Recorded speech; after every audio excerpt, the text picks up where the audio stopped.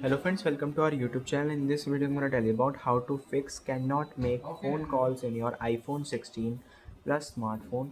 Before watching this video, if you have not subscribed to our YouTube channel, then subscribe to it and like our video. So let's start friends. First you have to open your settings. Scroll down, here it is apps.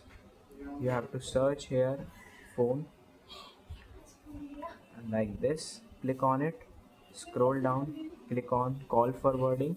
You can check if it is open, then you will not make calls. Then you have to show here block contact. If you have blocked any contact, just unblock it. And you can check also Wi-Fi calling also, you have to disable it. And if then it is not working, you have to press back and search here reset like this. You have to search, then you have to reset your network settings, then you have to click on reset, and here it is ask for which reset. Click on reset network setting, then enter the passcode, and friends, it will fix your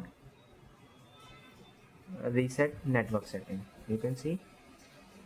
I hope you like this video. If you like this video, then subscribe to our YouTube channel for more helpful tips and tricks videos. See you next time.